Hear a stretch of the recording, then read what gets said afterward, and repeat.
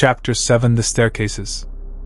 He found the stairwell behind a heavy gray door. Concrete steps rose upward into dim light. Nothing unusual at first, just an ordinary emergency staircase. He began to climb. One floor. Then another. The fluorescent lamps grew colder with each level. After a few minutes he noticed something strange. Every landing looked almost identical. Not completely, but close enough to feel wrong. On one wall there was a patch of peeling paint. On another, a thin crack running through the concrete. On the next, a rusted bolt sticking out of the railing. Small differences. But the number on the wall never changed. 7. He climbed higher. Another landing. Another sign. 7. He looked down. The stairwell vanished into darkness. He looked up. It continued forever. And for the first time he felt that the staircase had not been built for escape. It had been built so people would simply keep climbing. Chapter 8: The Observation Room. The door opened without a sound. The room inside was dark. Dozens of monitors covered the far wall. Each one showed a different part of the building. Corridors. Elevators. Offices. Some screens showed empty rooms. But others showed him. He stepped closer. On one monitor he was climbing the stairs. On another he stood in a corridor. On a third he was opening a door. These moments were not happening now. They were from different times. Then he noticed another screen. On it, he stood in this very room, looking at the monitors. He slowly turned around. The room behind him was completely empty. Chapter 9: The Escalators. The corridor opened into a vast atrium. Several floors were connected by escalators. They moved slowly. But there was no one there. He stepped onto one. The escalator carried him upward. For a long time. Longer than it should have. When he finally reached the top, he noticed something unsettling. The floor above looked exactly the same as the one below. Same lights. Same walls. Same silence. He turned around.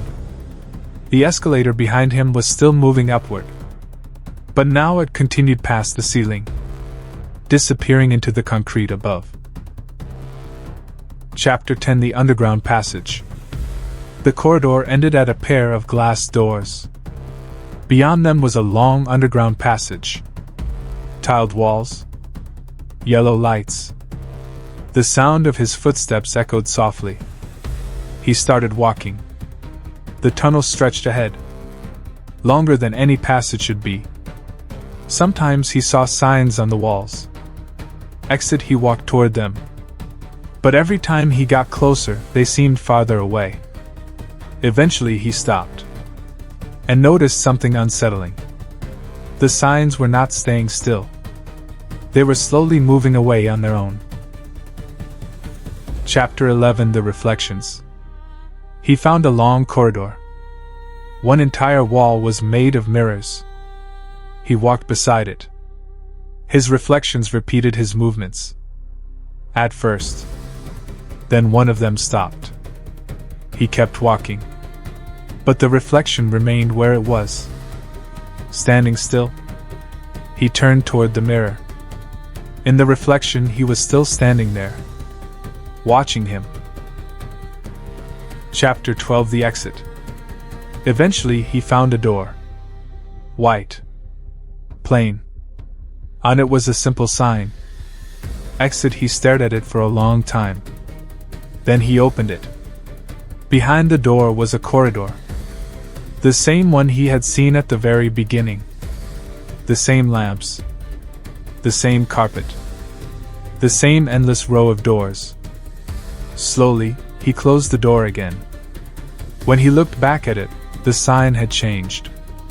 Now it read, Entrance. Chapter 13: The Truth. He entered a large hall. Vast. almost empty.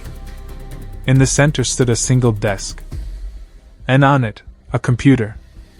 The screen was already on. One line of text glowed softly. Active employee. When he stepped closer, another message appeared. Exit search complete. A pause. Then another line. No exit found. The screen flickered. One final message appeared. Process continues. He slowly turned around. The corridors behind him stretched into darkness. Endless.